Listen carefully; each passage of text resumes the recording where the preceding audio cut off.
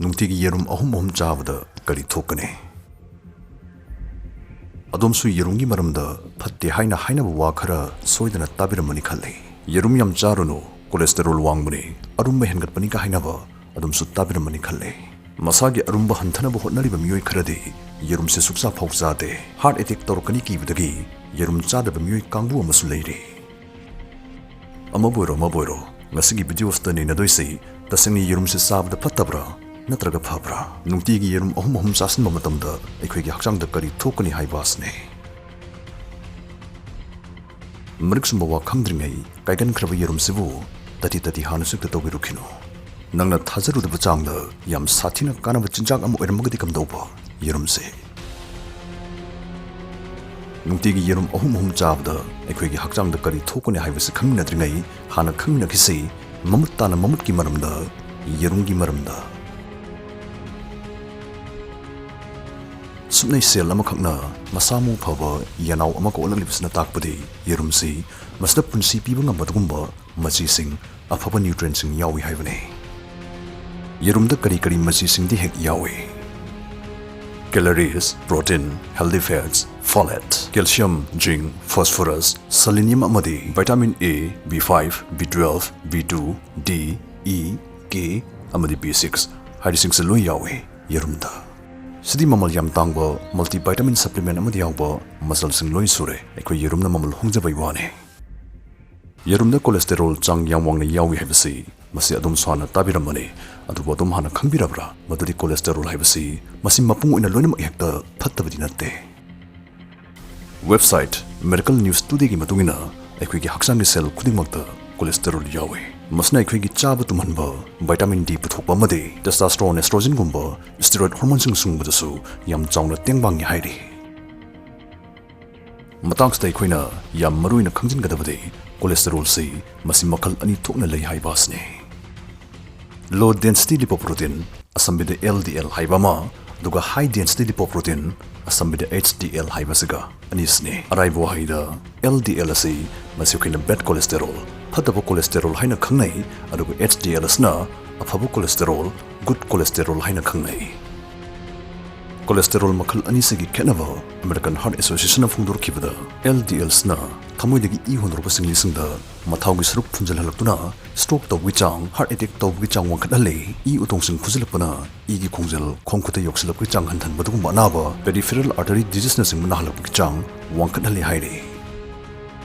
Nakalamurumda afabu cholesterol HDL asna phataba cholesterol LDL ase masi mapung phana manghanam gidamak I utongsing dudagi liver tana pusin birai. Matangsta adumna khangbinangam doisi yerumda yawriba cholesterol se masi karambano afabudura natraga phattabudura haibasne. Marakthana aishagi ad amatang.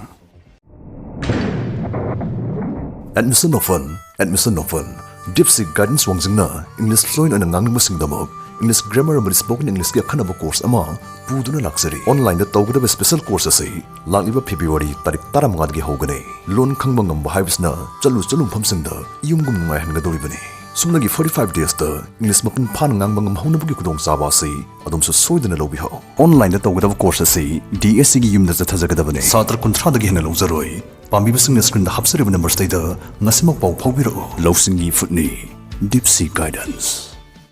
Yerum da yawriba cholesterol ase masi afabadu sunate phattabadu sunate adudi karamba cholesterol no yerum da yawrisna.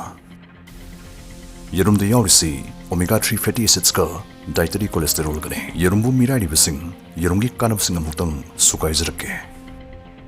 Omega 3 fatty acid adana hosik haijakibadu madu haksang da yam sathina kanaba piba fat ne healthy fat ne aduga yerum da yawriba dietary cholesterol asna so thamoi leina amatagi risks hengat handedana study kyana proof tawkiba laikre. Science sakhatringi pokhiba machin tongba kananona yerumgi maramda phatna pawthokpiramba male phattaba khra lerami yerumgi maramda yerumna aikhoigi hakchangda kanaba kyam pi haibdu aikoi mari khangminarase. Number 1 yerumdi yam kuina chapam oiraga laibana masna aikhoigi arumba handanbada yam chawna tengbangi. Kuina chapam oira laiba haibsna takpudi protein chang yamwang yawi haibane. Yerum achawba amada quality afaba protein gram 3 lom yawi. Yerum chasin khragadi adum yam kuina puk thalla leiba aduna adum soitri sutra zahallaroi adum na arumba hantaningagadi masne yam chauna kan hangadori bane. Number 2, yerum se khoi gi mitasu yam thak wangna kanaba pi. Yerum mamut punungsiba khangphau phonjarake. Yerum mamut lutin goba machak ama yauri masnai khoin ahlu erga narkada godumba mitki problem kya ngogdong yauna mitki problem kya dagi ngak thukpuda yam chauna mateng pange. Mamuta shia sentin goba machak amasu yawuna aikhogi mitpu nungsagi UV rays dagi ngak thukpuda su yam chauna mateng pangbi. Omega 3 fatty acid yawuduna mitki retina da thorakadaba problem kya madagi su ngak thukpi hairi. Number 3, yerumna aikhogi saru sarang da su yam kanaba pibi. Hanjing University ki Department of Food and Technology na tawkiba study amana hairi.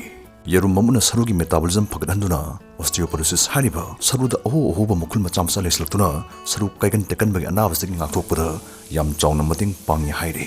Chak loidore pressure cooker kame. Yerum da vitamin D, calcium, amadi phosphorus yawasna so sarubu yam nangsin gungsin na thambasu ngami hairi.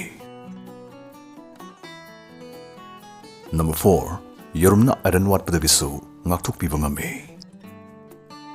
Angang bi E cells, red blood cells ki saruk amu oiriba aikhoigi hakchang sin thungbuda oxygen chalaibagi mathau tawriba hemoglobin si puthoknabgidamak aikhoigi hakchang iron mathau tai.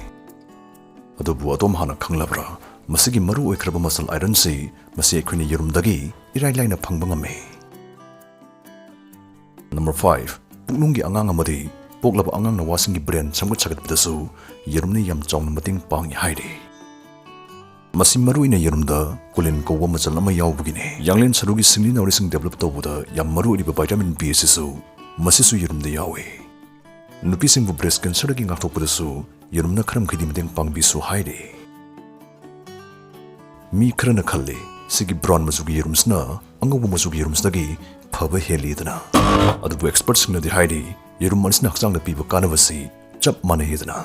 Chakta dabu chakhauna phabagi wane thadokpi yengi marum phangdragasu angau boigera angang boigera aphangba mekta chabiyo. Yerum chapsi phai haibai khoi nakai singminare adui taragadi ngasagi wahang nungtigi yerum ahum ahum chaba matamda aikhoigi hakchangda kari thokane haibadomu khangminarase. University of Connecticut ki Department of Nutritional Sciences na sumna hairi nungtigi yerum ahum ahum chaba miyoidu magi aphaba cholesterol gi chang wangkhalakani aduga phataba cholesterol gi chang na nemtharakani dana hairi. Masna takpadi ama boiro yerum chab sak chang yam sathina kanai amadi masi sabda safe oi haibani.